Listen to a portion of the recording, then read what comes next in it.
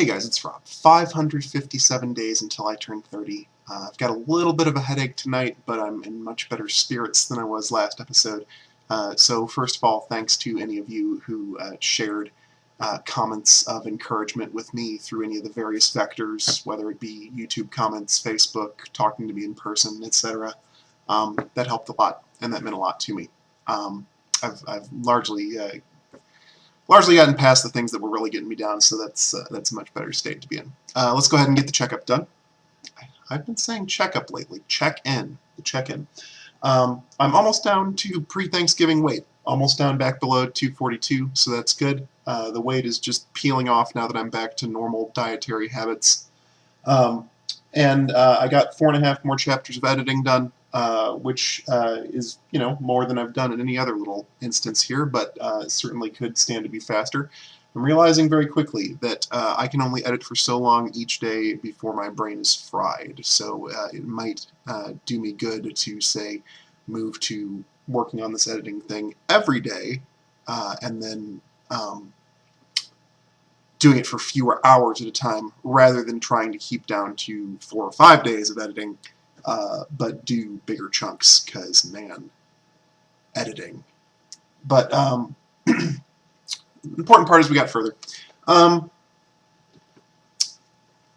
A massive online game called City of Heroes shuts down tomorrow. In just over 24 hours, the game's servers will shut down and people will no longer be able to play it. There's no way to play offline. It's entirely an online experience.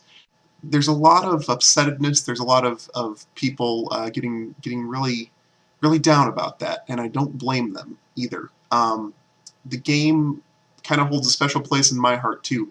And bear with me for a moment. I'm going to actually tie this into creativity here in just a minute, but let me expound on this a little bit.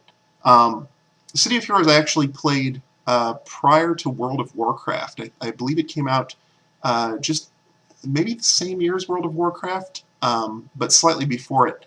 And really, it holds a special place in my heart for being the kind of game, as a superhero game, where from the moment you logged into it, you constructed your identity. You weren't like in World of Warcraft, where you would you come in and you say you choose to be a warrior of any given race, and you pop into the world dressed like all the other warriors. Maybe your facial hair is different, or your skin color is different, or whatever. But really, you're all warriors. You're all wearing the same chainmail armor with the same rusty sword, going out and killing the same rat creatures, kobolds, etc., as every other person. In City of Heroes, the moment you logged in, you were picking an organization to have as your first contact, whether you wanted to fight robots or thugs with occult, hellish, fiery powers, thugs that wore skull masks and did super drugs that gave them powers, and you were manufacturing, prior to logging in, your costume and your power sets and so on and so forth. So it really, the characters I made in that game mean much more to me than the characters I've really made in any other game since. And that's because I have a sense of ownership over them, even though I generated them inside a costume creator construct entirely from parts that were designed by someone else. There's a sense of ownership over those characters because I created the intellectual property that those characters consist of. I came up with the idea, you don't just make a superhero without some idea of who he is or where he came from. You don't just stick fire powers to him and say that's how it is. You think to yourself, it's almost uncontrollable. You think to yourself, how did he get these powers? And so maybe he's a mutant, or maybe he has a fiery arm cannon or something else. And you make him or her, and you get an investment in him or her. And one of the things that I'll miss most deeply about City of Heroes is that costume creator with all those different parts, because it really was a more powerful tool for creating something that was uniquely your own than your own imagination standing alone. You may have heard the phrase before, restrictions breed creativity. The idea that if I were to tell you to sit down and design a superhero from scratch, some number of you could get going right away on that. But others of you would be like, like anything at all, like make them however. Um, and those of you who would go a little slower without any guidance might go faster if I said, design a superhero with wings and armor, or design a superhero with ice powers and a cloak, or something like that.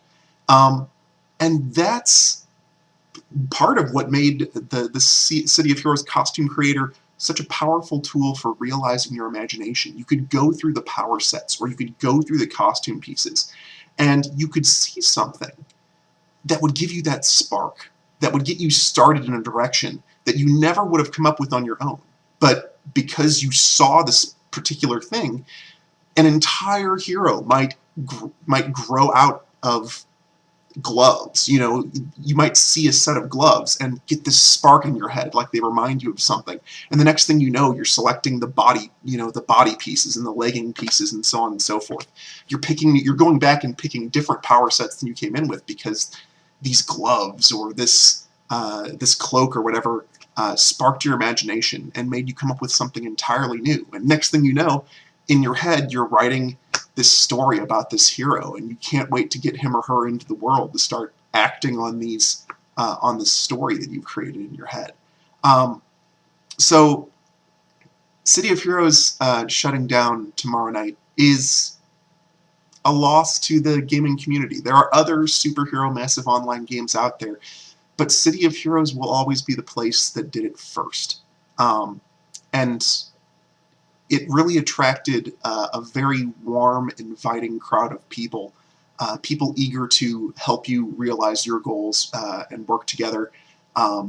Creators, that even just the costume creating stuff, but also creating missions through the tools in there. Just a wonderful, wonderful group of people, and I don't think it's childish of them to be so torn up about this game shutting down. It was an avenue through which they could connect with people, like-minded people, other creative people, and it is a loss to see the game going. So there's certainly a community rallying around the game and putting pressure on NCSoft, the publisher, to find ways to, say, sell off the IP of City of Heroes and have it restarted under another place. But for the time being, we don't know if that'll come about. So there's about 24 hours more to play the game if you don't have an account. Unfortunately, I don't think you can make one at this point. I think they shut that away. But on a side note, I will be streaming the final hours of City of Heroes on my Twitch TV channel, seen below in the description section. And I'll be doing that starting at probably right around 10 p.m. U.S. Central Time and go for the 4 hours until 2 a.m. U.S. Central Time when those servers finally shut down.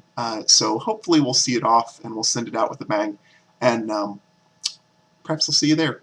I hope to see you there. If you can't seem to get logged in because it's too crowded, or if you can't bring yourself to log in because it's just kind of upsetting to go through those motions and know it's all about to kind of drop out from under you, feel free. Come on over. I think that's all for today. But like and share the video. I'll see you guys. I'll see you guys in Paragon City. Or if I don't see you there, I will see you guys on Monday. Take care.